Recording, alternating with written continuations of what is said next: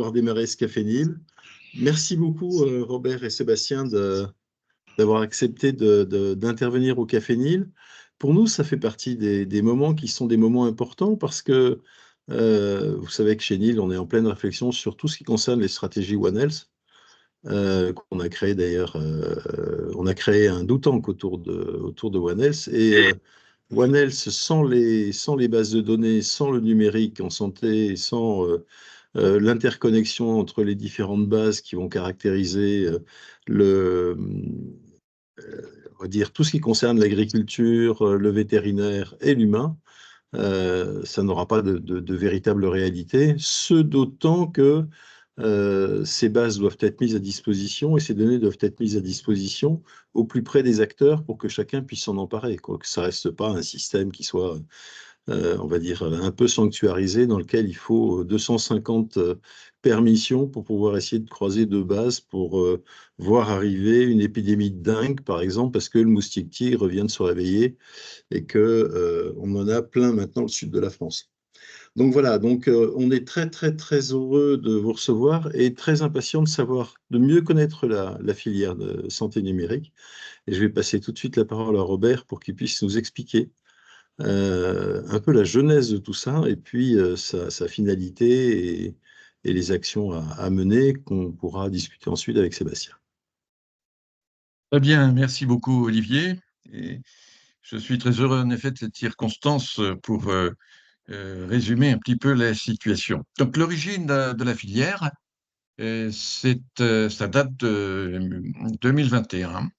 Donc on a commencé en plein crise Covid et ça a permis sans doute un rythme intensif de réunions, et puisque les gens étaient déroutés par rapport à leur activité habituelle.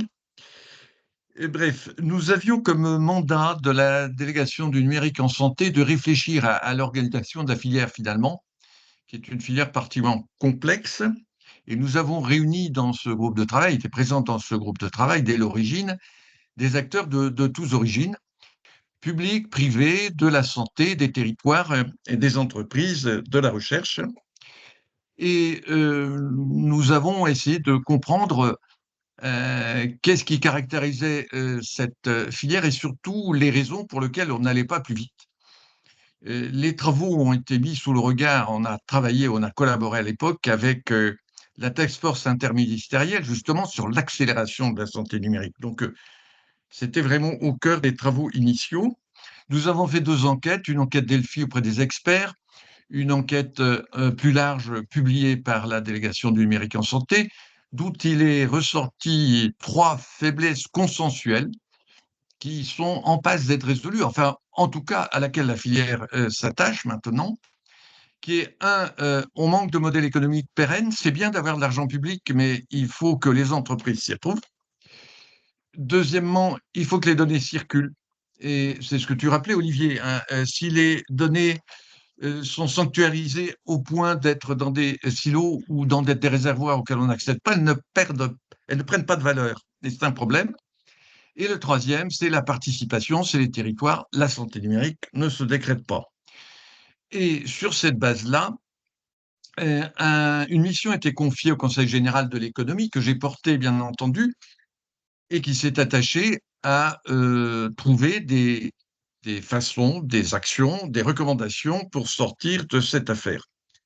Et en fait, la filière est née de la volonté collective de se saisir de ces recommandations et de les mettre en œuvre.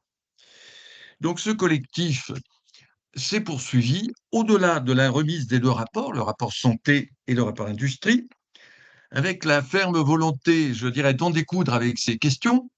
Et il y a un point très important qui s'est passé à ce moment-là, c'est dans le cadre de la conduite du rapport du Conseil général de l'économie, deux rencontres ont été faites, ou plutôt quatre rencontres, une avec la Fédération hospitalière de France et tout le travail qu'elle avait lancé sur 5 de ces territoires autour de la notion de responsabilité populationnelle, c'est-à-dire comment utiliser le numérique non seulement pour soigner un particulier ou pour aider le médecin, mais véritablement pour appréhender le problème de santé publique d'un territoire par rapport à une pathologie et segmenter la population selon la gravité de son état de santé, et de manière à ajuster les prescriptions, les soins à l'ampleur du phénomène, en évitant la dégradation de la santé et en évitant de même fait l'accroissement des coûts. Et un deuxième ensemble de territoires qu'on a rencontrés là individuellement, ce sont les territoires d'innovation de grande ambition, qui répondaient à un appel à projet à l'époque de la Banque publique d'investissement. Et appel à projet qui était large, hein. Tous les territoires pouvaient avoir de grandes ambitions d'innovation dans tous les secteurs de l'économie. Il se trouve que 3 d'entre eux étaient dans le champ de la santé et de l'autonomie et engageaient au long cours des moyens importants grâce à la BPI, mais aussi des ambitions importantes en termes d'emploi, en termes de santé publique et en termes de qualité des soins. Et nous nous sommes vraiment appuyés sur le croisement entre ces deux types d'innovation territoriale qui ne se connaissaient pas parce qu'elles résultaient d'actions publiques différentes, l'une émanant de la santé, l'autre de la finance. Et on a construit autour de ces actions territoriales et autour des difficultés identifiées dans la santé numérique une feuille de route qui se décompose en 6 dimensions que je vais citer rapidement. 2 dimensions concernent la politique territoriale à 2 niveaux, le cadre d'évaluation, parce que les évaluations sont multiples, suivant qu'on s'intéresse aux usages, à l'économie, à la santé, etc., et ont tendance à être portées par des responsables et des ministères différents. Donc sur le terrain, c'est très difficile à conjuguer.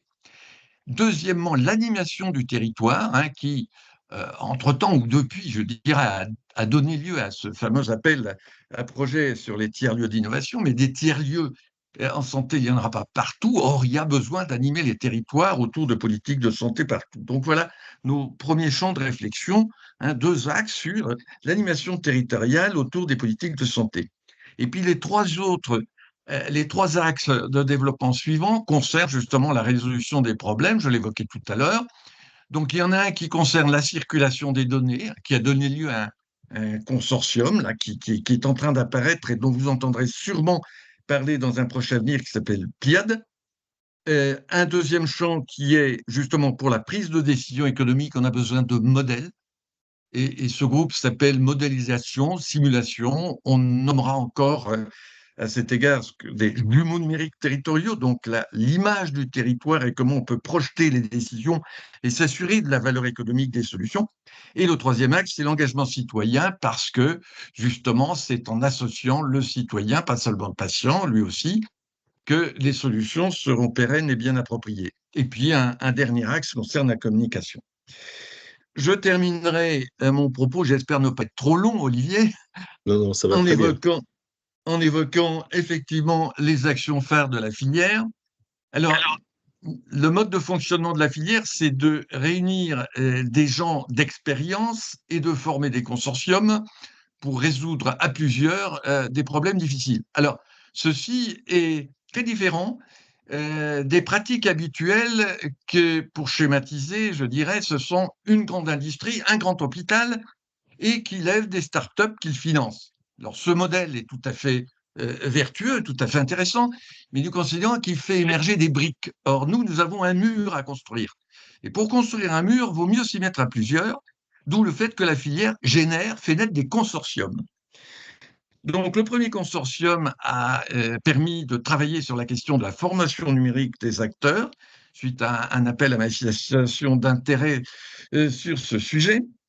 Le deuxième consortium, c'est le consortium Pléiade, qui s'intéresse à la circulation des données sur les territoires, des données primaires à disposition des professionnels et qui sont capables d'aller chercher des données qui sont, par exemple, des données d'exposition, par exemple, des données de pollution, voilà, et qui vont être nécessaires aux prises de décision de santé de demain.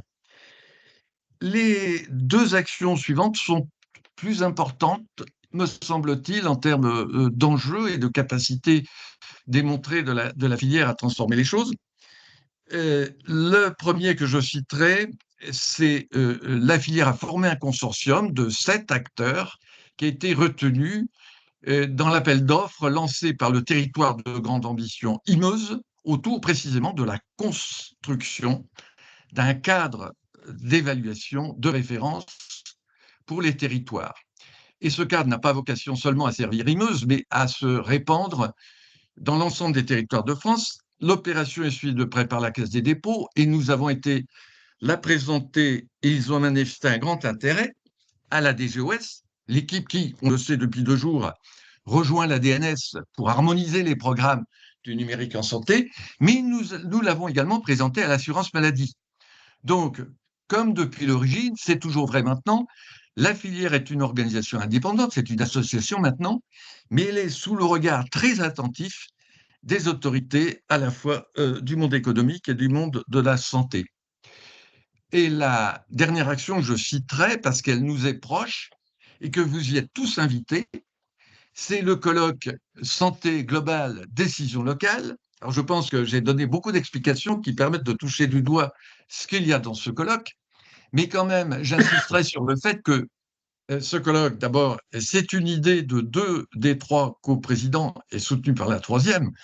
Le président santé, le coprésident santé, Jean Sébillia, qui porte pour la France, qui contribue pour la France dans un projet européen sur justement l'exposonique, c'est-à-dire la gestion, la collecte des données d'exposition en santé, dont on pense qu'en les brassant, on trouvera de façon très utile des causes de certaines pathologies qu'on n'explique pas aujourd'hui.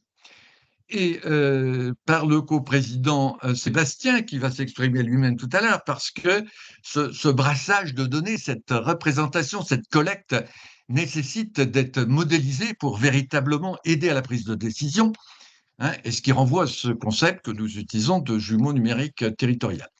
Mais nous avons trouvé, en préparant ce colloque, tout un tas d'acteurs publics et privés de la recherche, des startups, qui travaillaient sur ces questions de modélisation numérique, de santé publique territoriale et qui ont des choses à dire et des choses à montrer. Donc, et ils seront pour une part d'entre eux présents et pour les autres, ils contribueront à une publication scientifique collective sur où en est la France de cette problématique. Elle est beaucoup plus avancée qu'on ne le croit. Et l'organisation du colloque comprendra 3 parties. Hein, une première partie qui justement porte sur cette infrastructure numérique qui est déjà en construction par morceaux ici et là.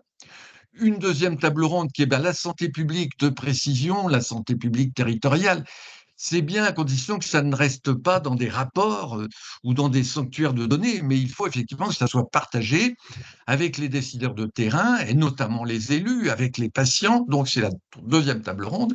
Et la troisième table ronde que tu animeras, Olivier, c'est celle qui interpelle les élus, l'acteur politique, sous le regard éventuellement, c'est prévu ainsi, de chercheurs qui ont travaillé sur la dynamique des systèmes d'innovation en santé. Voilà, j'en ai terminé. Merci Robert. De toutes ces explications, c'est très important parce que le projet est assez magnifique. Mais la filière santé numérique, c'est quand même quelque chose au départ, pour un certain nombre d'acteurs, qui n'était pas forcément tout à fait évident. Ça restait un peu, on va dire, entre personnes initiées d'une certaine manière à ces questions-là. Et c'est vrai qu'il faut absolument qu'on puisse avoir une démarche de partage et de diffusion auprès des élus locaux, des citoyens, de tous ces nouveaux outils qui sont mis à disposition et la filière peut véritablement servir à ça. Alors Sébastien, par Donc, rapport à tout ça, merci pour cette tribune. J'oubliais de dire que dans la dernière table ronde, One Health est évidemment mis sur la table. Pardon de l'avoir oublié. non, non, non, c'est pas un problème. Sébastien, par rapport à cette filière, il y a quand même un mode de gouvernance qui est tout à fait particulier. Il y a un certain nombre d'activités sur lesquelles, si vous pouviez nous donner quelques informations, je crois que ce serait tout à fait intéressant, parce qu'on doit parler de territoire, on a parlé de science, on a parlé d'industrie, mais comment tout ça se met en place, et au sein de la filière, comment c'est organisé et comment ça se gouverne. Merci pour cette question. En effet, nous sommes des rêveurs, c'est-à-dire on voit loin, on voit de façon ambitieuse et en même temps, la filière, elle est partie par une logique de faiseur. On réalise et pour ça, on a dû mettre en place très vite une gouvernance avec un équilibre entre trois polarités qui, en réalité, touchent toutes à la santé, mais en général, se parlent pas beaucoup. D'une part, je dirais le système de santé lui-même, c'est-à-dire les acteurs du soin à la fois dans le monde public, dans le monde privé, et ce qui est finalement d'ailleurs déjà extrêmement fragmenté. Ce monde-là est représenté au sein de la gouvernance par le coprésident Jean Sibilia, donc, qui est médecin, doyen de la faculté de médecine de Strasbourg, comme a dit Robert, qui est très actif sur les sujets d'exposomique. Et puis, on a dit, bon, il y a le système de santé, mais en fait, ce système de santé, il est dans les territoires. Et pour être en bonne santé, dans une logique de plus en plus intégrative, en fait, de la santé, il faut avoir une vue par les territoires parce que les élus contribuent aussi à la santé ou à la mauvaise santé, en fait, quand ils ne prennent pas de bonnes décisions de leurs concitoyens. Et dans cette logique-là, on a Françoise Janson, qui est vice-présidente santé de la région Nouvelle-Aquitaine, qui porte cette dimension-là en tant que coprésidente. Et puis le troisième coprésident que je suis représente la dimension technologie ou industrie. Disons que c'est un peu le mot numérique, mais on n'est pas les détenteurs de ce qu'est le numérique. C'est les pratiques, les réorganisations des uns et des autres. Moi-même, Sébastien Massard, donc directeur de la stratégie d'Asso Systèmes. Je dis un mot sur Dassault Systèmes, puis je le mets de côté après, parce que ce n'est pas le centre de mon propos. Je pense que dans Dassault Systèmes, il faut entendre le mot système. Et en fait, ce qu'on cherche en étant dans la filière santé numérique, c'est une vue systémique des choses. Systémique, ça s'entend tant dans le langage des ingénieurs, mais ce que j'ai découvert, c'est que ça s'entend aussi beaucoup dans le langage des médecins et dans le langage aussi des territoires. Donc, c'est très intéressant d'aller chercher cette dimension-là. Nous, on est leaders mondiaux des essais cliniques. En fait, on a une plateforme qui s'appelle Medidata qui est leader mondial. Et donc, c'est intéressant de le dire. En France, on a un leader mondial sur ces aspects-là. On a été décisif pour le vaccin de Moderna, pour le vaccin de BioNTech en 2020. Donc là, on a découvert en fait qu'on avait une puissance de feu considérable dans ce type de crise-là grâce au numérique. Et puis maintenant, on s'engage sur un projet qui s'appelle MediTwin, qui est un projet de virtualiser certains parcours thérapeutiques, comment en faisant des jumeaux virtuels d'organes. Et donc là, on est engagé avec des IHU de premier plan au niveau international. Notre constat, alors pour revenir sur la filière, notre constat initial, c'est celui que Robert a présenté. C'est un constat, en fait, moi je dirais d'un point de vue d'un acteur économique, mais je pense que c'est vrai pour des territoires et des acteurs du soin, c'est qu'il doit y avoir une portance économique ou un équilibre économique de ce qui est fait dans le monde de la santé. C'est très très impressionnant de comparer, moi je le fais parce qu'on est aussi actif dans le monde de l'aéronautique. Dans le monde de l'aéronautique, vous avez moins d'emplois technologiques en France que dans le monde de la santé.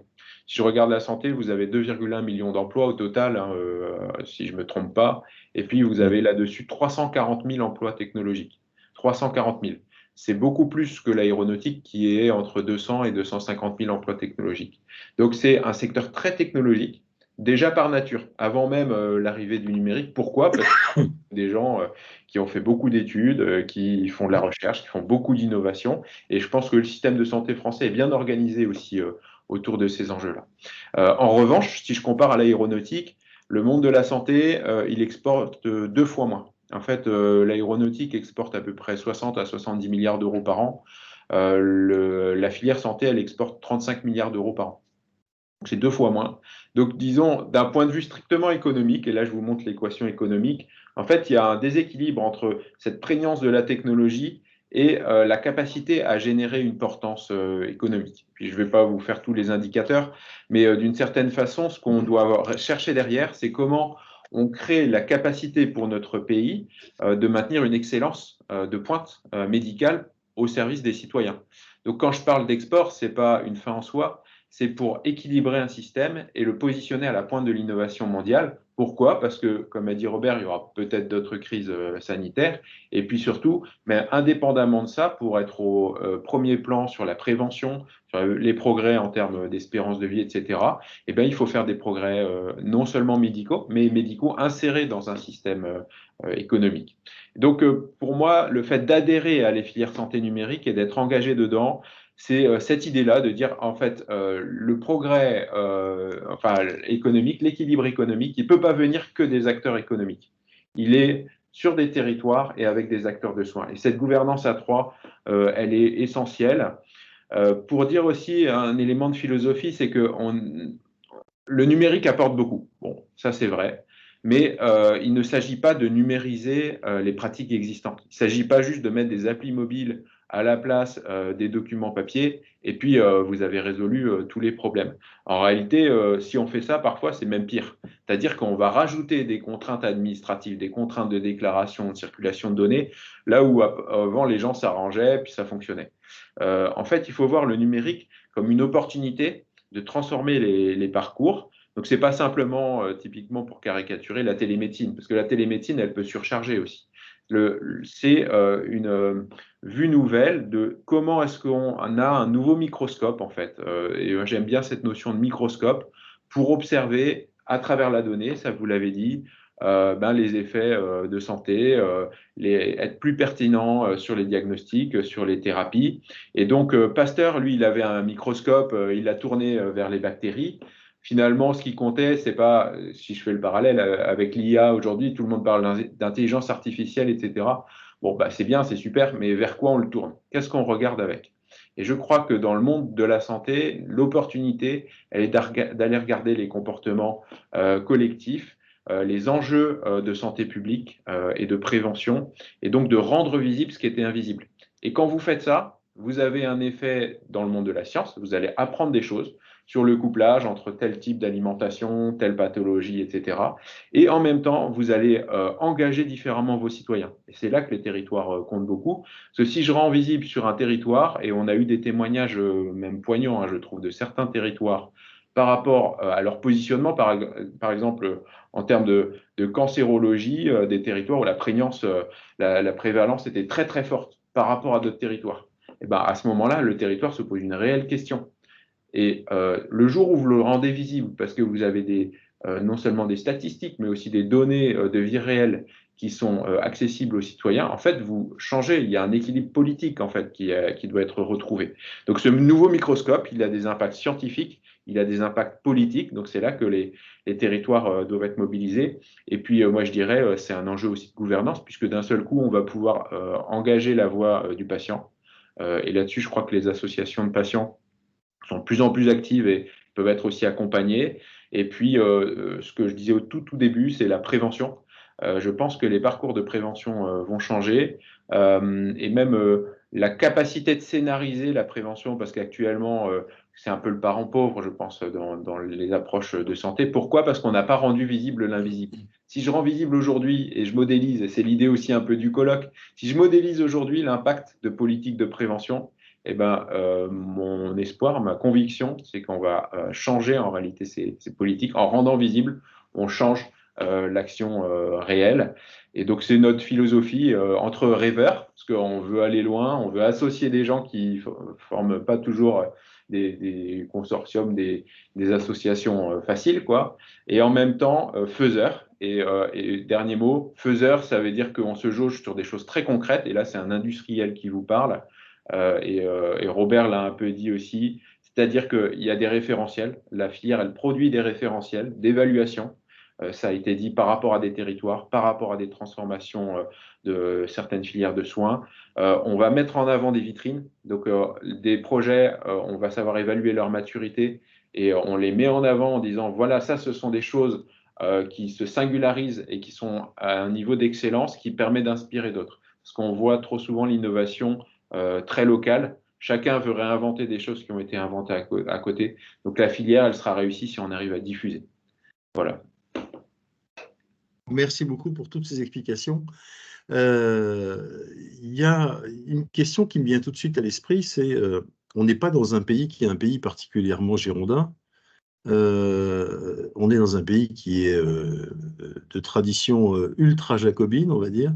Donc tout part du 14 Duquesne pour essayer d'aller vers les territoires, ce qui d'ailleurs est d'une efficacité, somme toute, extrêmement relative, au nom d'un principe d'ailleurs qui me fait de temps en temps, enfin si c'était pas dramatique, ça me ferait mourir de rire, qui est celui de l'égalité dans les territoires, chaque territoire devant recevoir la même chose que celui d'à côté, ce qui s'appelle plutôt de l'égalitarisme et ce qui oublie le principe d'équité qui est celui sur lequel on doit vraiment se baser quand on voit en particulier les déterminants de santé entre le nord de la France, le sud de la France, les CSP.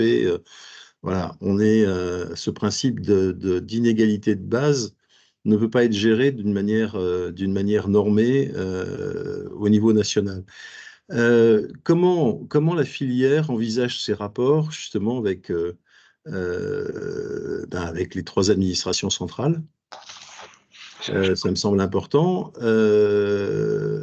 Alors, on a l'arrivée d'hommes nouveaux comme Yann Maël Le Douairin qui est passionné par toutes ces questions-là et je pense à mon avis, qui peut être extrêmement facilitateur, mais il n'en reste pas moins qu'on a trois grands pans, trois grandes portes, on va dire, et comment la filière peut interagir avec ces gatekeepers qui ne sont pas toujours très, très, très faciles d'ailleurs à mobiliser.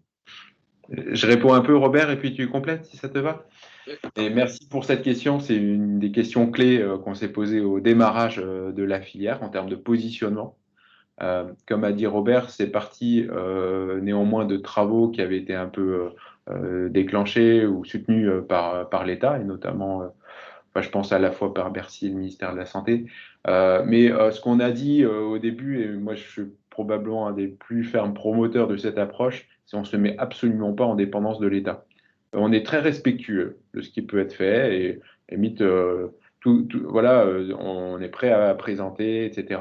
En revanche, comme on est des faiseurs, on démarre par les territoires, on démarre par des résultats. La présentation de Robert l'a montré, c'est-à-dire on zoome. La force de cette filière, c'est que tous les mois, alors c'est un peu notre café Nil, mais il dure beaucoup plus longtemps et il est très technique. Mais tous les mois, il y a des présentations de projets. Je peux vous dire que c'est extrêmement vertueux. Des gens, je me rappelle le CHU de Douai qui est venu présenter, le Niort qui est venu présenter, etc., donc sur des sujets cancéraux, diabète, etc. Et ils présentent en toute simplicité là où ils en sont. Ils ont des retours d'autres acteurs dans d'autres territoires et c'est très émouvant parce qu'en réalité, les gens découvrent qu'ils travaillent sur les mêmes sujets, ils n'avaient pas forcément connecté. Et puis, il se passe des trucs assez simples entre eux en disant, tiens, en fait, oui, il y a cette brique technologique ou ce type de pratique-là, tiens, on a fait une campagne de poster de cette façon-là. Ah, vous avez fait comme ça, bah, nous, en fait, on avait imaginé ça. Et en fait, ça déclenche des trucs. Et donc, c'est là que, ça, c'est le foisonnement un peu de la filière. Et c'est là que nous, on veut mettre derrière des référentiels. Mais pour ça, vous voyez, on n'a pas besoin forcément de passer par l'État. On connecte les points au niveau des territoires, au niveau des acteurs des santé, au niveau des acteurs des technologies. Et puis ensuite, notre espoir, c'est de faire basculer par la valeur démontrée certaines politiques étatiques, mais de le prendre dans ce sens-là. Robert, si tu veux dire deux mots. Oui, pour compléter, je dirais que le travail de la filière, depuis l'origine, enfin, depuis la remise des rapports, je dirais, c'est autonomisé. Hein, on est resté un collectif assez longtemps, puis maintenant on s'est doté la structure d'association, mais on s'est toujours placé sous le regard des autorités. C'est-à-dire qu'on ne travaille pas en cachette, on travaille à livre ouvert. Et les propositions, j'ai refait le tour des autorités récemment. J'ai d'ailleurs bien entendu rencontré le Douarin.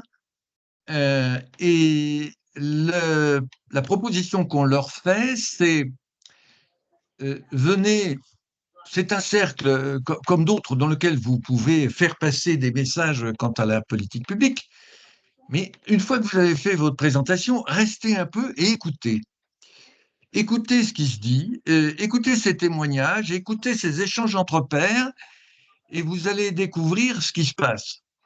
Et de la part de certains acteurs, nous avons eu, alors ça ne sera pas dit sur la place publique, et je ne vais pas donner de nom, mais des acteurs d'administration centrale me disant, ben oui, c'est... Ah,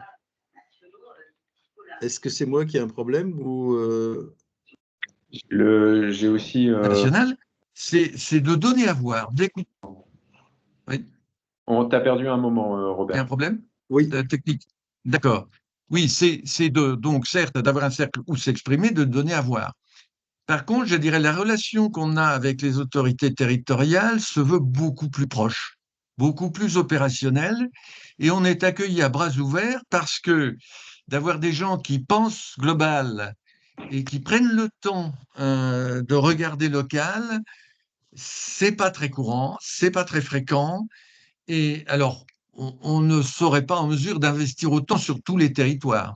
On en a choisi quelques-uns parce qu'ils avaient déjà avancé, parce qu'ils ont déjà quelque chose à dire, mais le pari que nous faisons ensemble, c'est que ces exemples sont réplicables, et comme le rappelait Sébastien, ce qui est réplicable, c'est le cadre.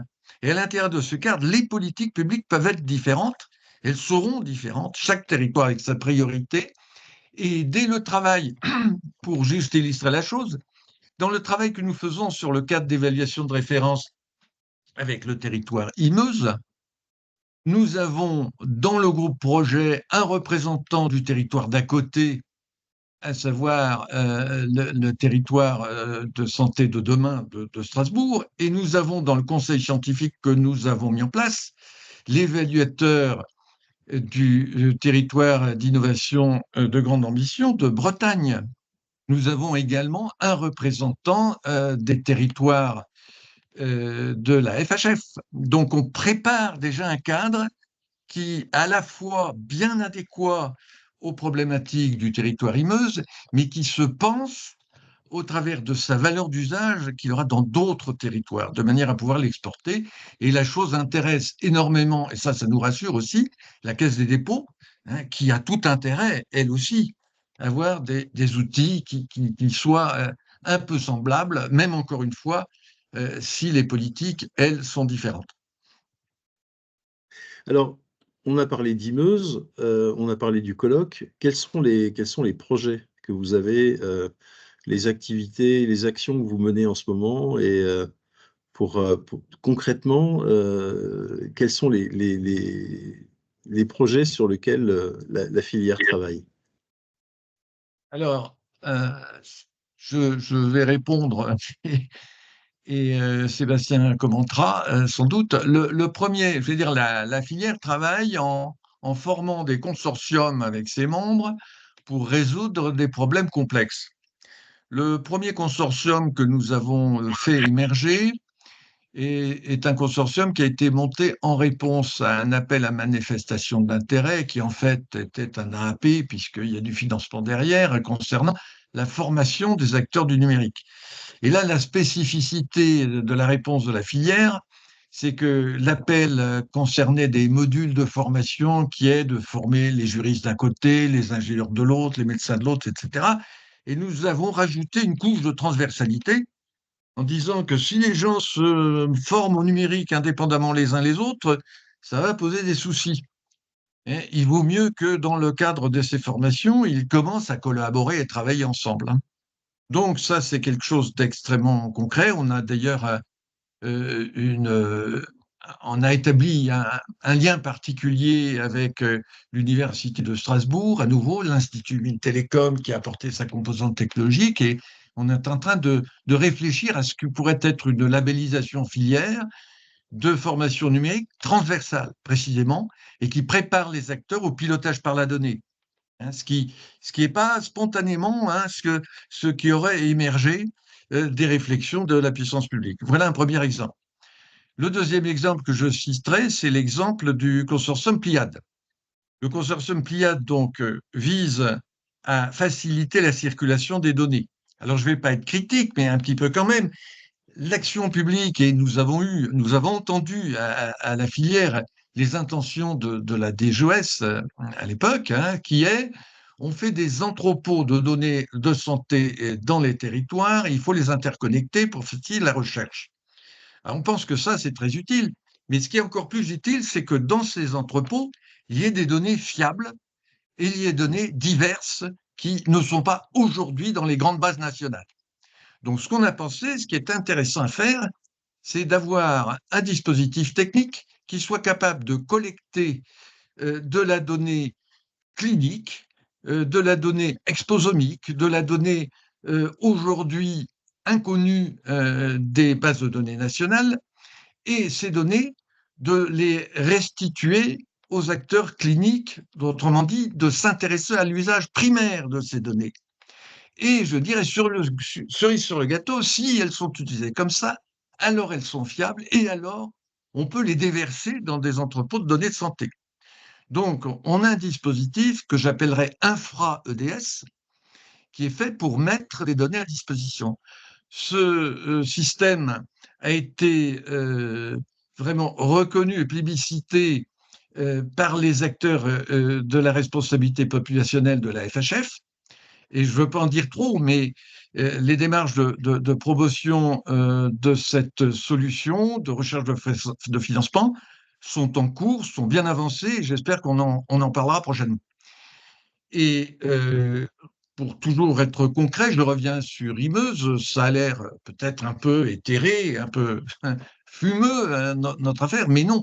Ce référentiel, il va être constitué de méthodes, d'outils documentés, d'instruments de pilotage utilisant de la technologie et exportables, et également évidemment de méthodes et d'outils de pilotage. Alors, un détail qui n'en est pas un, c'est que ce que nous allons mettre en place pour ce cadre méthodologique sera compatible et s'articulera avec ce que la Fédération hospitalière de France a mis en place comme outil d'évaluation de la responsabilité populationnelle dans les territoires qu'elle a mis en œuvre. Donc, c'est tout à fait concret. Et enfin, en ce qui concerne le colloque, comme je l'ai évoqué tout à l'heure, ou peut-être pas, peut-être dans l'interview préalable, je m'en excuse, hein, mais le colloque, c'est pas seulement des gens qui viennent parler dans le poste, c'est aussi des gens qui vont écrire leurs contributions, et nous allons collectivement publier un papier de recherche, dans un premier temps un papier constat, dans un second temps, grâce à la dynamique collective obtenue, un papier de prospective et de recommandation sur les orientations de la recherche en matière de santé publique de précision ou santé publique territoriale.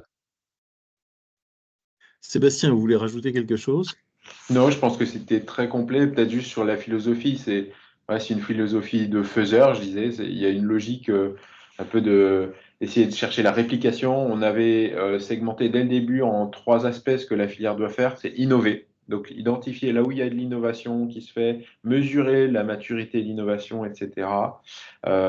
Deuxième élément, c'est transformer, c'est-à-dire répliquer ce qui se fait de bien. Pour ça, mettre en avant des vitrines, faire des référentiels, ce que Robert a très bien présenté. Et puis, troisième élément, promouvoir. Et c'est là qu'on retrouve votre question sur l'État. C'est-à-dire, voilà, une fois qu'il y a des succès, qu'ils sont réplicables, ben, en fait, c'est là qu'il y a une transformation à un niveau, à un échelon plus large. Et puis, j'inclus aussi l'Europe.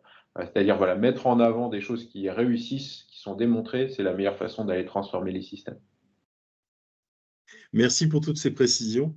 Robert, tu voulais ajouter quelque chose? Oui, je vous l'indiquais parce que Sébastien évoquait l'Europe, hein.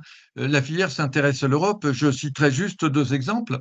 Le premier, qui est que, à propos de l'exposomique, qui est porté effectivement par Jean Sébillia. Jean porte les intérêts de la France dans un projet européen transfrontalier sur effectivement la définition, la caractérisation, la fiabilisation des données concernant les expositions risques de santé. C'est un projet extrêmement ambitieux parce que les expositions sont multiples et variées, hein. Les expositions peuvent être celles du milieu social, elles peuvent être celui de l'alimentation, de la pollution, et toutes ces informations existent, mais elles sont un petit peu partout. Et en plus, il faut pouvoir chaîner ces données pour pouvoir en faire quelque chose. Donc, voilà, c'est un travail important, mais ce travail est européen. Et le projet en question est un projet dans lequel chacun des pays fait un peu table rase du passé parce que les données collectées dans les systèmes de santé ne sont pas faciles à articuler dès lors qu'elles sortent purement et simplement de la thérapie. Et donc, nous sommes auprès de l'Université de Strasbourg comme un relais qui a fait l'épreuve de son efficacité avec ce colloque pour aller chercher sur les différents territoires et dans les différents domaines des chercheurs ou des entreprises innovantes qui ont déjà travaillé cette question. Je pense à la santé au travail, je pense à la santé environnementale, et potentiellement à One Health aussi d'ailleurs. Donc, voilà une dimension européenne. Une autre dimension européenne, c'est que le consortium Pléiade, donc, qui actuellement a une solution qui est basée sur 3 briques existantes, plus une brique de recherche, est intervenu sur l'équivalent de Santexpo en Allemagne, pour montrer ce qu'on savait faire.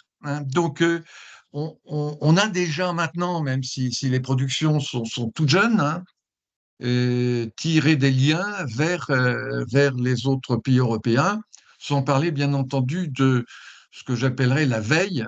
On regarde de façon attentive ce qui se passe.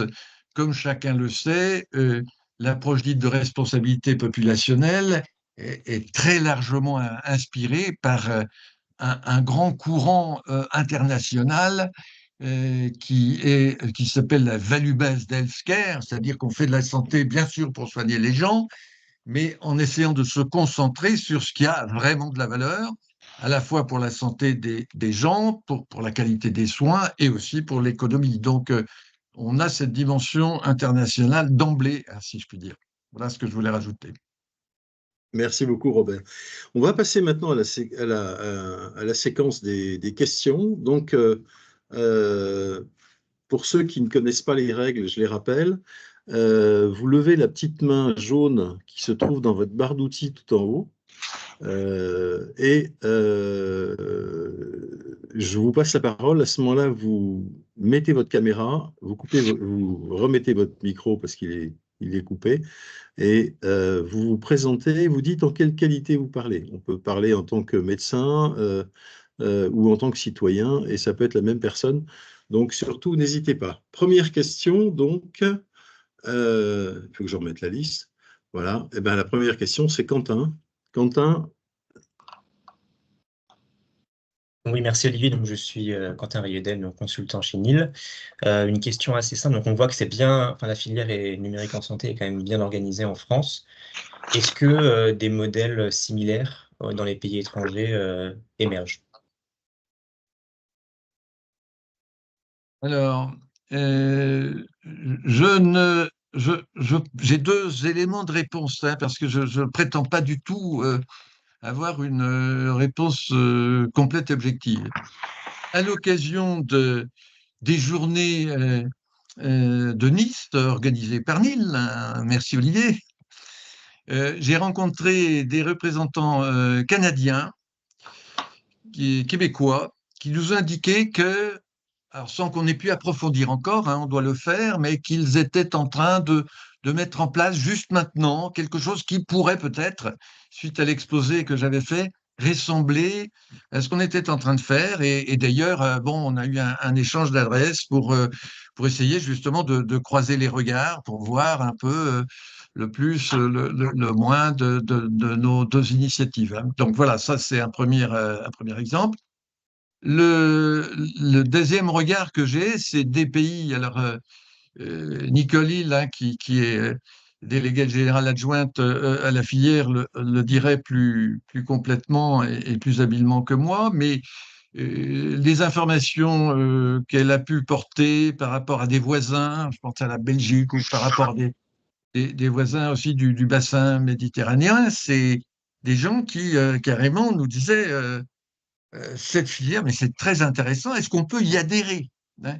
Et donc ça, bon, ça me permettrait de dire, mais peut-être que Nicole va compléter mon propos justement, ça prouve qu'on est sans doute relativement en avance, relativement originaux encore, mais que je pense qu'on fera école.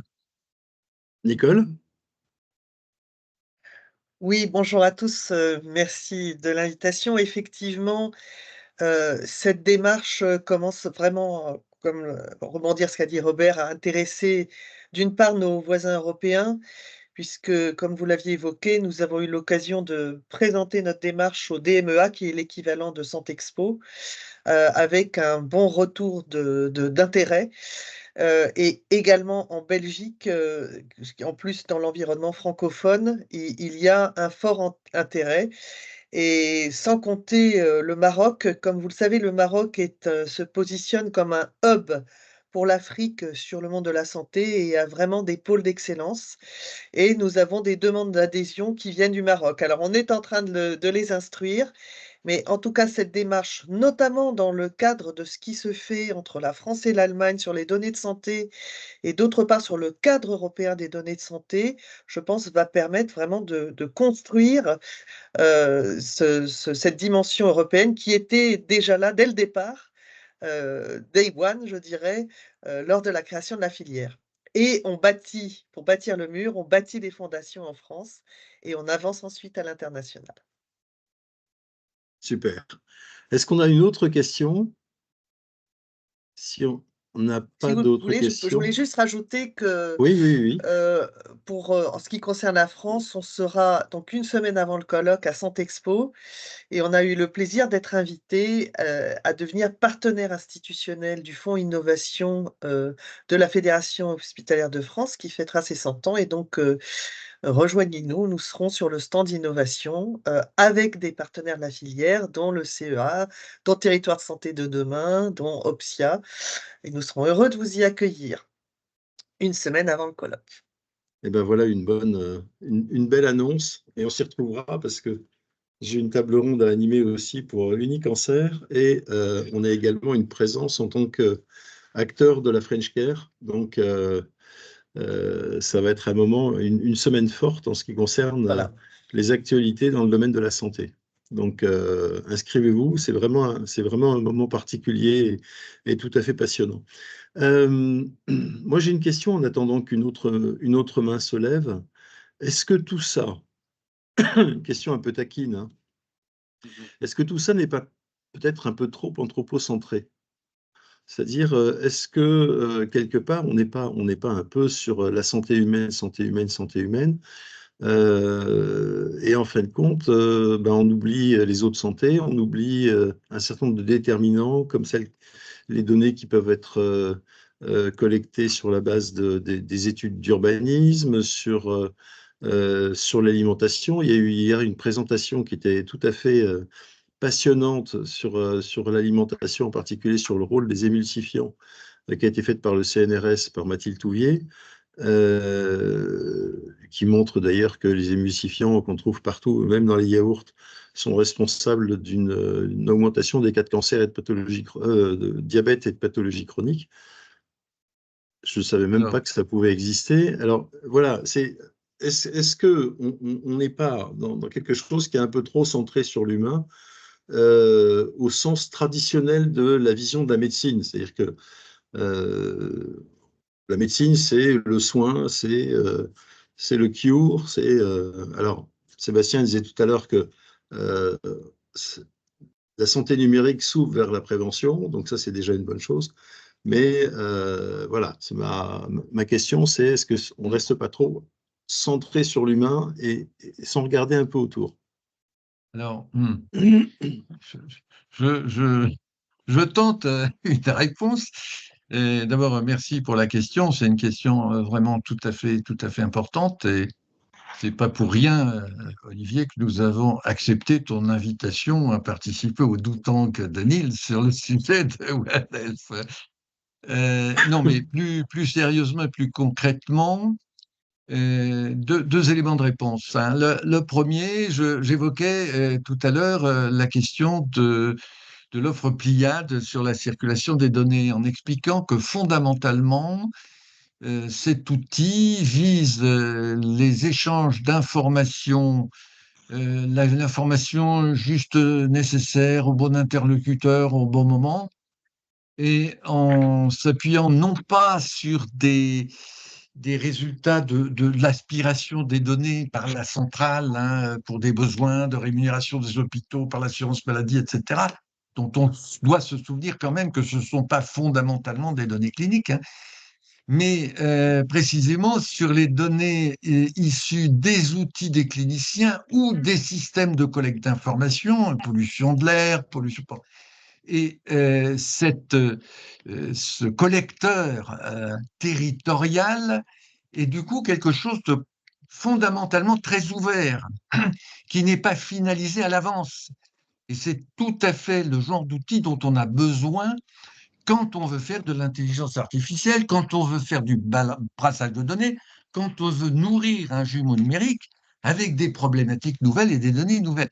On sait aspirer tout et n'importe quoi, mais pas n'importe quoi. On le qualifiera. On peut aller chercher, grâce à la contribution dans le consortium du CEA, des données non structurées, des données quantifiées. Donc, tout à fait, aussi bien des données de santé animale, des données de santé végétale, etc. Donc ça, c'est un premier élément de réponse. On est totalement ouvert, mais on commence par un précaré déjà très, très compliqué, à savoir faire déjà circuler les données d'exposition, les données médico-sociales, les données médicales, et d'essayer de mettre ça sous un grand bac dans lequel on puisse travailler, c'est déjà très compliqué. Alors, le deuxième élément de réponse, il vient par en haut, je dirais, il vient des politiques publiques. Dans le cadre d'évaluation V0 que nous sommes en train, alors je déflore un petit peu le sujet, hein, de faire pour IME Santé, le cadre d'évaluation que nous prenons est un cadre générique, hein, qui part quelle est la mission, hein, de l'acteur de programme de santé, et quelles sont ses parties prenantes, etc. Mais le point de départ, c'est quelle est sa mission, quelles sont les politiques qui sont traitées. Et nous avons d'emblée introduit un questionnement en disant le système d'évaluation, il est quand même dépendant des questions qu'on se pose. On ne fait pas des indicateurs pour des indicateurs, on fait des indicateurs pour répondre à des questions qui nous sont posées. Et on a, je pense, engagé le système par le bon bout, c'est-à-dire qu'au lieu d'aligner des indicateurs et puis après on voit, on dit mais quelles sont les questions, vous les responsables territoriaux, quelles sont les questions que vous posez?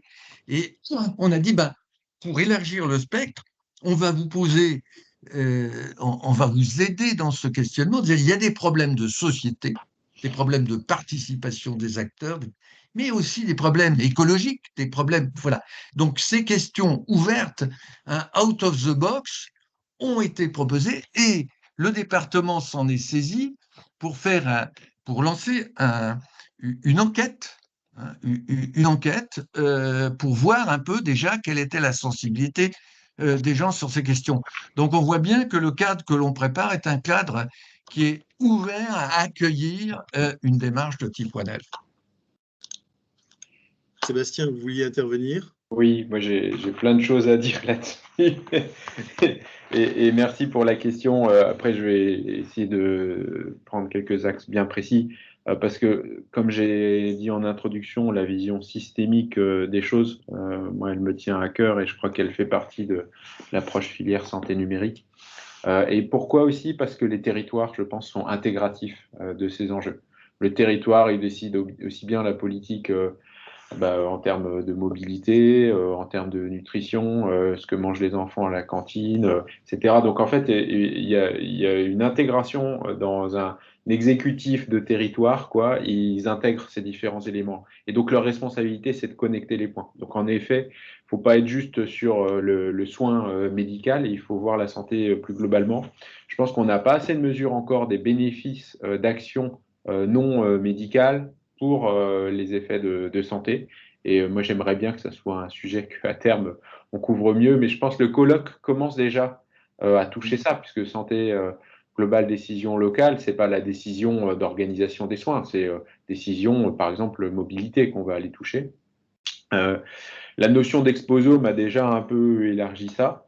Et je crois qu'avec les opportunités ouvertes par la donnée, on va aller beaucoup plus loin. Comme j'ai dit, le microscope qu'on a maintenant avec l'IA va nous apprendre des choses. Ce que vous disiez hier sur les émulsifiants, etc., c'est déjà un premier effet d'un microscope nouveau qu'on a. Alors, Ah oui. c'est des cohortes encore relativement limitées, etc. Moi, mon rêve, c'est que dans 5 ans, 10 ans, parce que cette donnée, elle va être beaucoup plus massive, elle va être aussi prise beaucoup plus en vie réelle. Pour l'instant, c'est beaucoup des questionnaires, donc c'est décorrélé du moment où les gens mangent.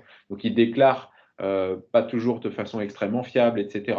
Et donc, en fait, il y aura un progrès considérable qui va être fait sur cette connaissance. Et cette connaissance-là, c'est de connecter les points entre la santé des personnes, la santé des collectifs, et puis les éléments de territoire, de nutrition, et incluant, en effet, vous avez raison, hein, santé animale, etc. Pour donner quelques points d'accroche, il y a eu une publication récente là, d'un chercheur qui s'appelle Kevin Jean sur la mobilité à vélo. Alors, moi, je suis un promoteur à titre personnel de ce genre de mobilité-là. Ce qui est intéressant de voir, c'est lui, comment il fait pour raisonner. Il dit qu'il y a un effet couplé entre climat et santé, et il le regarde de façon très concrète. Alors, on peut débattre après de la façon dont il construit ses chiffres, mais son résultat, c'est 1 kilomètre de vélo parcouru économise 1 € de dépenses de santé. C'est à peu près cet ordre de grandeur-là. Je ne sais pas, je pense qu'il peut se tromper au double ou à la moitié à peu près, mais l'ordre de grandeur est déjà extrêmement frappant au regard de l'impact de santé de la mobilité à vélo. Il dit bah, ça conduit à des économies de santé. Donc après, l'arbitrage, si je suis un territoire et que je raisonne au bord d'un territoire, je me dis tiens, est-ce que de quel côté j'ai intérêt à investir? Deuxième élément, qui est une vraie question chez les industriels agroalimentaires, c'est la substitution des protéines animales par des protéines végétales. Et là, il y a des grands débats, il y a des grandes réflexions. Je pense que la donnée doit pouvoir éclairer ça. Dire, en fait, là aussi, il y a une convergence entre enjeux climatiques et enjeux de santé. Jusqu'où et faut-il être extrémiste ou pas? Comment on fait? Et là, je peux vous dire, nous, on a beaucoup de clients dans ce domaine-là, dans le monde des industries agroalimentaires. Ils sont en train d'innover sur la formulation, sur les process, et c'est extrêmement dur, en fait. C'est pas simplement, hop, on va mettre des protéines végétales. C'est comment, à l'échelle de toute une population, on nourrit différemment, avec aussi les exigences en termes de goût et de culture des uns et des autres. Et donc là, il faut réinventer des pratiques, réinventer une culture autour de la nutrition. Et je crois que les territoires, c'est pour y revenir, les territoires ont aussi un rôle à jouer pour que ça ne soit pas simplement aussi punitif ou en disant bah, maintenant vous mangez du jambon végétal. Non, ça ne marchera pas. Donc, voilà, il faut essayer de trouver d'autres façons de voir. Juste pour donner 2 exemples entre le vélo et les protéines végétales. J'en profite pour rajouter un petit point que je n'ai pas évoqué jusqu'ici, c'est que nous sommes depuis récemment, mais de façon très très prometteuse, en relation avec une équipe de l'INRIA qui s'intéresse justement à la modélisation systémique de thématiques territoriales comme la gestion de l'eau, comme la gestion de l'énergie. Et ces équipes ont déjà mis en œuvre ce type de modèle en relation avec des élus territoriaux. Et ils se sont rapprochés de nous, on s'est rapprochés d'eux parce que pour l'instant, la politique de santé n'est pas incluse encore dans le modèle. Donc, la perspective, c'est d'y travailler parce qu'en effet, le territoire est intégrateur, mais pour qu'il soit bien intégrateur compte tenu de la complexité des choses, il faut des données et des modèles. Hein. Donc, je pense que par ce biais-là également, et la question du One Health va forcément être au cœur de cette intégration. Hein. C'est parfaitement clair. Alors, on a une question suivante qui était dans le chat, qui est posée par Olivier Drigny. Olivier, si vous voulez mettre la caméra et la poser en direct, ce serait, je dirais, encore mieux. Je ne sais pas si Olivier Drigny m'entend.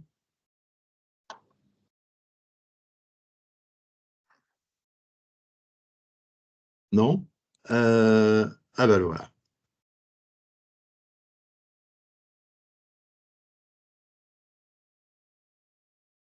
Alors, on ne vous entend pas, vous êtes en mute. Voilà.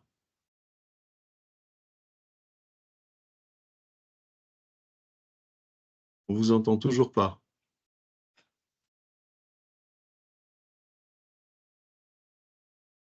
Non, on vous entend pas. Je vais reprendre la question, ou du moins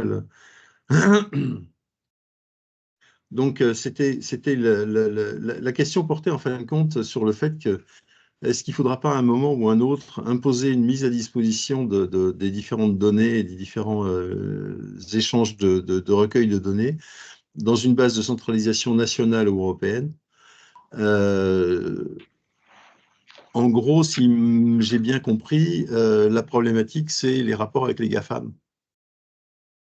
Et c'est vrai que on se pose une question de souveraineté des données et de savoir quelle est la position de la filière par rapport à tout ça. Alors, ça m'intéresse de laisser Sébastien donner une réponse, mais je porterai juste à cet égard la façon dont se passe le projet européen sur l'explosomique. Hein. Ce projet part du principe que les données d'exposition, hein, dans leur complexité, sont stockées par chaque État membre, chacun en ce qui le concerne, mais sur un modèle, sur une codification, une représentation partagée. Et que pour développer de la compétence et de l'intelligence, c'est une technique nouvelle qu'on connaît maintenant, qui est que le logiciel, l'algorithme d'apprentissage, c'est lui qui se déplace, hein, et qui accumule la connaissance. C'est pas la donnée qui circule. Donc la contrainte est celle de partager effectivement le mode de codification, la qualification des données, et de faire circuler l'algorithme de manière à ce que les données ne s'exportent pas. Donc, je crois que ce système dans lequel les données d'un pays ou voire d'un territoire qualifiées parce qu'on s'en sert, parce que les opérationnels s'en servent, et qu'ensuite la connaissance, eh bien, le moteur d'acquisition de connaissances se promène dans ces données opérationnelles et fiables, est un modèle qui m'apparaît relativement vertueux. D'accord. Sébastien, vous voulez rajouter quelque chose, ou Nicole? Oui, oui. Merci pour cette question, parce que c'est un enjeu essentiel. On oublie trop souvent que la donnée, elle a une localisation physique. Et je crois que c'est un enjeu aussi à rappeler où est la donnée. Même quand elle est dans le cloud, en fait, elle est quelque part. Par qui peut-elle être accédée? Dans quel contexte? Ça aussi, c'est une question qu'il faut avoir. Et ensuite, j'ajoute que cette donnée-là, elle constitue une opportunité pour améliorer notre santé à tous. Et en réalité, est-ce qu'elle sert vraiment à ça? Ou est-ce qu'elle sert parce qu'elle peut être utilisée de façon biaisée aussi parfois dans des directions adverses, ou au contraire, est-ce qu'elle sert à rien du tout? Et là, c'est des enjeux qu'on a tous touchés du doigt, je pense, en 2020, en disant, en fait, qu'est-ce qu'on arrive à faire avec la donnée qui est censée être centralisée dans un Health Data Hub? En fait, donc, il y avait plein de questions autour de ça. Un des points importants, je crois que c'est d'abord de dire le niveau de sécurité, il doit être très, très exigeant. Et je crois qu'il faut encore le monter, parce que vous voyez bien au niveau de la cybersécurité dans le système de santé, on n'est pas encore au bon niveau.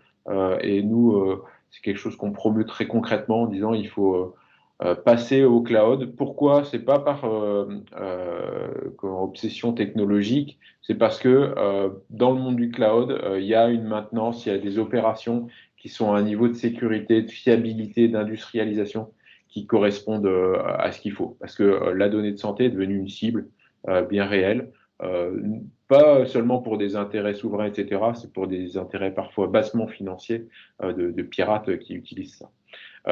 Donc, pour faire monter en gamme, et on revient au sujet des référentiels, il y a un référentiel qui existe, c'est le SecNum Cloud, qui est un référentiel édicté par l'ANSSI, donc l'Agence française de cybersécurité.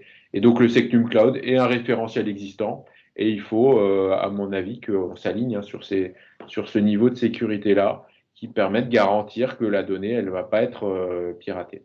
Deuxième élément, c'est les standards. Et je vois que c'est un peu dans la question, c'est les standards d'échange de la donnée. Ça fait partie de la capacité. Je dirais, on n'est pas obligé de tout centraliser. Ça, c'est un choix politique, etc. En revanche, il faut standardiser pour permettre qu'une donnée qui est produite à un endroit puisse être réinterprétée à un autre endroit de façon fiable. Parce qu'en réalité, si chacun a sa façon de l'interpréter, on arrive, même en centralisant, on n'arrive pas à sortir des résultats. Donc, la standardisation, bon, il y a des standards, notamment américains, qui existent, qui s'appellent FHIR, F-H-I-R. Je vois que la Commission européenne cherche à renforcer une action de standardisation dans le domaine de la santé. Je pense qu'il faut le soutenir. Je ne sais pas, à ce stade, pour l'instant, la filière, on ne s'est pas mobilisé directement dessus, mais je peux dire en tant qu'acteur du numérique que nous, on regarde de très près et qu'on a envie d'aider à ce que l'Europe soit co-gouverne, en fait, copilote les grands standards mondiaux ou crée un standard. Hein, on n'est pas obligé de faire un séparatisme d'une certaine façon. Et puis, autre aspect, c'est comment est-ce qu'on favorise la circulation. Et là-dessus, au niveau européen aussi, je vois un projet qui s'appelle Human Virtual Twin, qui est dans ce sens-là. Si j'essaie de dire, c'est un peu voilà, l'espace de données européen pour le citoyen et sa santé. Bon, c'est des très grands projets, très longs, avec plein d'écueils au passage. Mais moi, je m'inscris plutôt en soutien de ça. Et je crois qu'au niveau de la filière, il faudra qu'on y réfléchisse, qu'on regarde comment on se positionne pour accompagner.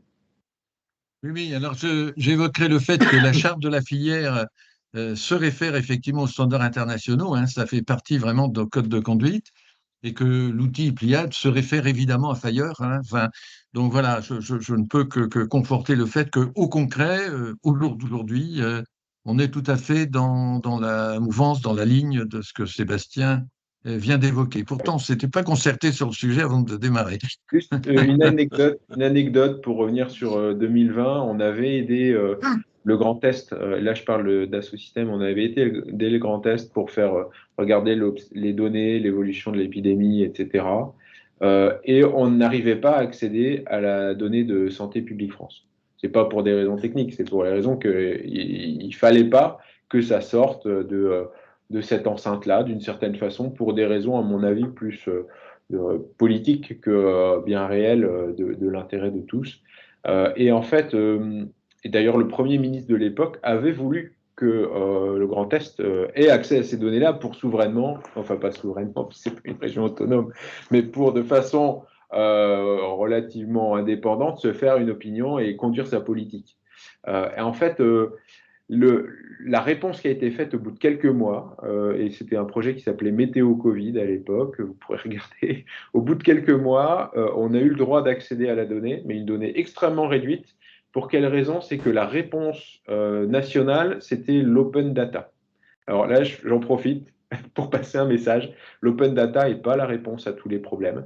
Pourquoi? Parce que finalement, quand vous faites de l'open data sur ces sujets-là, vous exposez à la terre entière. L'évolution ici, là, c'était une épidémie avec des enjeux quand même relativement critiques. Et ça peut être utilisé aussi contre les intérêts de votre pays. Ça peut être. Donc, bon, là, ça n'a pas prêté, je pense, à des choses probablement trop graves. Mais on peut imaginer dans des domaines qu'il vaut mieux créer des cercles de confiance, par exemple avec les régions. Je pense que les territoires sont des interlocuteurs avec lesquels l'État devrait nouer des accords de partage de certains types de données et que ça soit fait de façon fluide. Parce que sinon, en rendant la donnée ouverte, d'abord, on est obligé de l'appauvrir pour qu'elle soit complètement neutralisée et qu'elle soit pas trop fine en maillage territorial. Et puis, en plus, en fait, on expose au monde entier des aspects qu'on n'a pas forcément intérêt. Et donc, voilà, y a pas de juste, on a l'impression qu'il n'y a pas de juste milieu entre la centralisation et l'exclusion, et puis de l'autre côté, l'open data. Et ben, il faut créer justement ce juste milieu. Alors, on a 3 questions qui viennent là, et il nous reste 12 minutes. Donc, question courte, réponse courte. David Van de Capelle. Hop, bonjour, Qui nous a fait le plaisir de rediffuser sur LinkedIn l'invitation au Café Nil. Merci David. Avec plaisir, Olivier, avec plaisir. Alors, c'est pas tout à fait une question, mais simplement un témoignage. Parce que King Turtle, que je représente aujourd'hui, je suis un de ses associés de King Turtle, on est un des premiers, une des premières sociétés à avoir adhéré, donc dès début 2022, à la filière santé numérique. Je voulais remercier d'abord le Café Nil, bien sûr, Robert Picard et Sébastien Massard, bien évidemment, de la filière santé numérique. Ce qui vient d'être dit là est essentiel. C'est évidemment de pouvoir avoir un continuum d'informations sur le territoire, ce continuum d'informations et des solutions qui vont permettre de détecter précocement des évolutions et donc avoir une démarche de responsabilité populationnelle. Et donc, effectivement, nous, on a adhéré à ce témoignage que j'amène et que j'apporte aujourd'hui à la filière parce que, justement, c'est la filière santé numérique qui offre la réflexion et notamment sur la dimension de territoire et santé et de collaboration entre les industriels qui est, on va dire, la plus dans les attentes de ce que le système de santé peut attendre. Nous, on a, dans un premier temps, construit des solutions de data intelligence, des technologies de data intelligence qui permettent justement de capter, de collecter, de rendre utilisables les données, quelle que soit leur origine. Et d'ailleurs, on a une expérimentation qui est en exploitation en Bourgogne-Franche-Comté qui permet d'aller saisir et de croiser des données de prescription, de biologie, de constante physiologique, clinique sur un territoire complet en Bourgogne-Franche-Comté.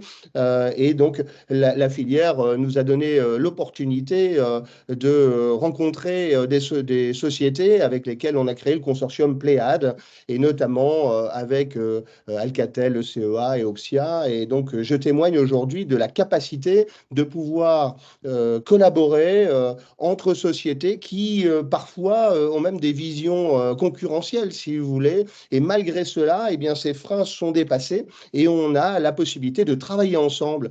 Et c'est un vrai challenge qui est très, très bien animé par la filière et je tiens à le souligner ici. Merci pour ce témoignage qui est extrêmement positif et porteur de sens. Olivier Spreux, vous avez une question. Oui, bonjour. Merci pour cette intervention ce matin, très intéressant. Moi, je suis Olivier Spreux, je suis directeur juridique chez Livy France et je suis également au bureau du LET. En début de matinée, vous avez évoqué un des enjeux sur lesquels vous étiez confronté, je crois, dans le cadre du projet Imeuse notamment, c'était sur le sujet du modèle économique de la structuration de ce type d'activité. Nous, on y fait face en tant que société de téléconsultation dans le cadre du nouveau cadre réglementaire avec l'agrément qui vient couvrir des sociétés de téléconsultation qui pourront ensuite facturer l'assurance maladie directement. Et on voit qu'on est dans un système assez contraint avec une obligation de faire du secteur 1 et puis aucune contrepartie permise par ailleurs pour les autres acteurs du secteur 1, notamment des subventions qui sont versées aux libéraux, aux centres de santé, etc. Et du coup, je voulais savoir sur les travaux que vous avez faits, les réflexions que vous avez ou les discussions que vous pouvez avoir avec les autorités, avec les acteurs territoriaux, s'il y a des pistes qui émergent en termes de modèle économique, qu'est-ce qui peut se mettre en place? On parle de dissocier l'acte médical, l'acte de soins et un forfait technologique ou un forfait accès aux soins, un forfait coordination, etc. Est-ce que vous avez des pistes? Est-ce qu'il y a des réflexions qui sont en cours là-dessus? Alors, le sujet a été évoqué, posé dès le départ de la filière il y a 3 ans.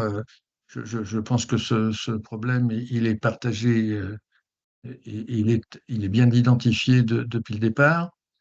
L'expérience, le projet Imeuse, il vient de démarrer. Hein. Il a démarré au début de l'année. Ce qui est une source d'inspiration, c'est ce qui est mis en œuvre en Allemagne et qui tente d'être transposé en Alsace autour effectivement de questions de contribution des projets à des économies de l'assurance maladie, hein, dans lequel ces économies sont partagées pour moitié à l'assurance maladie et pour moitié restituées au projet. C'est un modèle qui a été mis en œuvre en Allemagne déjà depuis quelques années, avec des facilités, parce que les assurances maladie obligatoires en Allemagne sont différentes d'un Länder à l'autre, donc on n'a pas le même type d'hégémonie, si je peux dire, hein. Je ne veux pas que le terme soit, enfin, d'autorité, de capacité de régulation qu'a notre système d'assurance maladie, hein. Mais donc, d'une part, on a ce regard, ce retour d'expérience de notre voisin allemand, et d'autre part, on a, de par nos interlocuteurs de l'assurance maladie, mais c'est récent, hein, c'est associé au programme IMEUSE, une volonté peut-être nouvelle d'aller vraiment voir finement comment ça se passe opérationnellement, comment ça se passe sur le terrain. Je pense qu'il y a une relation de confiance entre la filière et le territoire d'une part, la filière et l'assurance maladie d'autre part, qui fait que je pense que c'est porteur de solutions nouvelles. Alors c'est un peu de la promesse, hein, c'est un peu, c'est pas de la langue de bois, c'est au contraire, je suis très honnête avec vous. Hein, on n'a pas la solution dans les cartons, mais on a un dispositif de confiance et de collaboration, de retour de terrain, de retour d'expérience, puisque c'est notre marque de fabrique, et d'un intérêt réel pour cette expérience, et non pas, hein, que l'assurance maladie est souvent vue, et c'est souvent vrai d'ailleurs, hein, comme on, on donne des règles et on se cache derrière, qu'on ne bouge pas, parce qu'on sait que dès qu'on lève un volet, paf, il risque d'y avoir des appels d'air, des appels d'argent énormes, hein. Là, on est dans une relation beaucoup plus à long terme, d'observation, de regard. Bon, ceci dit, la filière est tout à fait ouverte à un entretien avec l'ET pour collecter un peu vos expériences, justement, et vos difficultés et vos pistes, et qu'on sera ravis de débattre avec vous, et le moment venu de mobiliser dans les cas qui nous occupent, hein. Ok, Juste avec pour plaisir, dire, ouais, merci. pour dire un mot complètement aligné avec le sens de votre question, je crois il faut progresser là-dessus. Je pense qu'au niveau de la filière, on a l'intention et on a des accroches un peu, mais on n'a pas encore de solution. Et pour en avoir parlé déjà, notamment avec des gens de l'assurance maladie, je pense que ce qu'il faut faire évoluer, c'est le cadre d'évaluation médico-économique, hein, je dis une évidence. Mais en revanche, les actions de la filière là-dessus vont contribuer à donner des nouvelles solutions, des nouveaux référentiels. Et c'est là-dessus que moi, je placerai un espoir.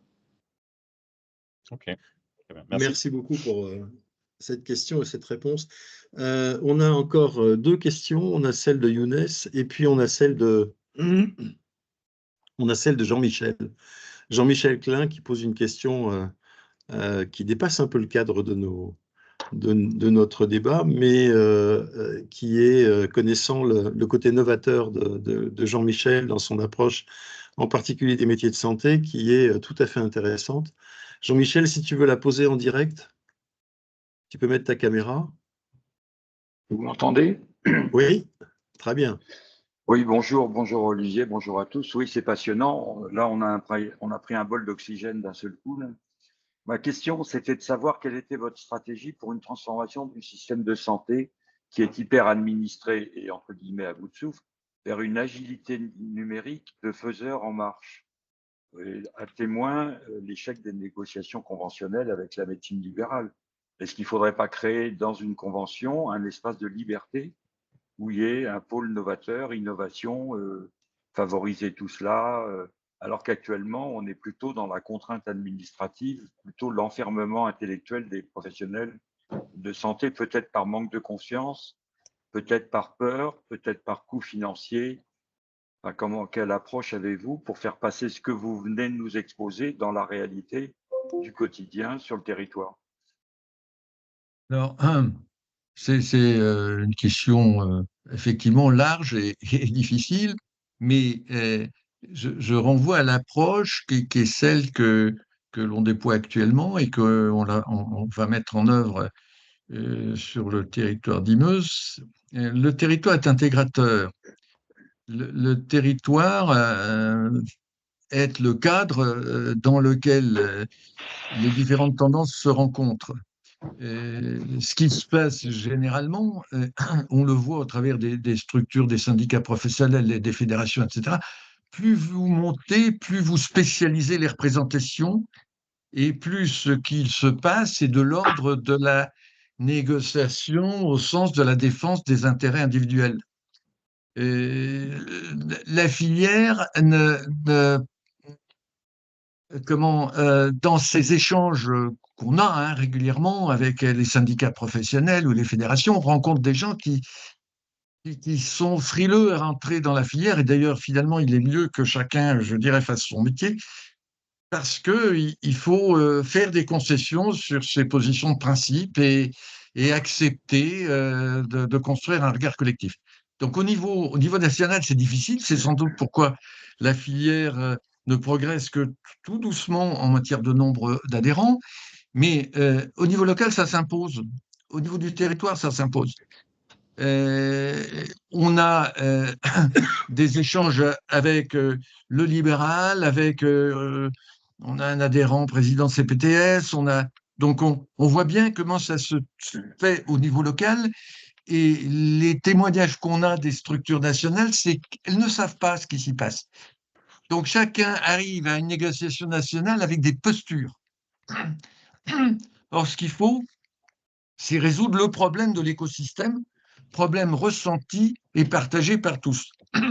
Donc, l'idée est plutôt de créer le consensus local et d'en porter témoignage au national, ce qui est complètement différent de la façon dont se négocient aujourd'hui les postures et les principes. Voilà, donc moi je fonde beaucoup d'espoir sur notre capacité à représenter, illustrer le système et ses dysfonctionnements et à s'en faire l'avocat au niveau national comme approche en rupture par rapport à ce qui fait jusqu'ici, et donc une capacité à casser les idéologies et les... Voilà. Alors, Younes me signale que la question qu'il voulait poser, c'est Jean-Michel qui lui a retiré de la bouche. Donc, il retire sa propre question, puisque c'était la même. Écoutez, on arrive là à la fin de... Chez NIL, on essaie de respecter les horaires. On arrive à la fin de ce Café NIL. Je crois qu'il a été rafraîchissant, passionnant, qu'il a apporté beaucoup d'éléments de compréhension aux différents acteurs qui étaient autour de la table présents. Et je voulais vraiment vous en remercier, parce que c'est des questions qu'on ne se pose pas suffisamment, je dirais, à l'heure actuelle. On est beaucoup plus dans des approches qui sont des approches soit très corporatistes, soit très administrées, mais on n'est pas dans cette espèce de vision qui devrait être, en fin de compte, la vision commune de tous les acteurs de la santé, que ce soit du numérique ou de la science, qui est une vision transversale, une vision partagée, avec des recherches de langage commun et d'objectifs communs. Et ça, c'est quelque chose que vous incarnez bien dans la filière. Donc, vraiment, merci de votre présentation et du temps qu'on a pu passer avec vous. Alors, le prochain Café NIL, c'est le 15 mai. On va s'intéresser à une question qui, chez NIL, est une question pour nous fondamentale. Alors, moi, en tant que médecin, en tout cas, ça fait partie des sujets sur lesquels je me bats, et je me bats fort. C'est la question de la vaccination. On peut se demander, dans le pays de Pasteur, ce qu'on est en train de faire avec la vaccination, par immobilisme, par négociation économique, on va dire de qualité, le moins qu'on puisse dire, très médiocre. Enfin, tout ça, ça fait qu'on parle de prévention. La première source de prévention, c'est la vaccination. L'OMS a montré hier qu'on avait sauvé 154 millions de personnes en l'espace de 10 ans grâce à la vaccination. Et on n'est même pas capable dans ce pays d'aller mettre à disposition des vaccins contre la méningite juste avant les JO. On s'aperçoit que le dernier DGS urgent en ce qui concerne la vaccination contre la grippe montre qu'il y a encore des difficultés qui sont liées à un certain nombre de négociations qui ne sont pas abouties par les autorités. il faudra qu'un jour on comprenne que l'argent de la santé, c'est un argent collectif, c'est pas l'argent de la DSS, que la DSS n'en est que on va dire, le récipiendaire et le gestionnaire en ce qui nous concerne. Et je crois que la question fondamentale de la vaccination est un point qui montre que le système de santé ne va pas bien parce que il est conçu comme une variable d'ajustement de la politique de l'État sur le plan financier et qu'il n'est pas conçu comme étant la résultante de toutes les demandes et tous les besoins dont la population devrait pouvoir se prémunir, que ce soit en termes d'innovation, en termes d'information, en termes de vaccination et dans beaucoup d'autres domaines. Voilà, donc le 15 mai prochain, avec Bruno Lina et Gaëtan Gavezzi, donc on fera le point sur la politique de vaccination française. Et il y a beaucoup à dire. Et donc, je vous invite à nous rejoindre à ce moment-là. Merci en tout cas, Robert, merci Sébastien, merci Nicole. Et à très très vite de toute façon. Et puis on se retrouve donc le 30 mai prochain pour le colloque qui va être passionnant sur santé globale et action locale. Grand merci Olivier, merci pour votre accueil à tous. Merci pour tout. Merci. Au revoir.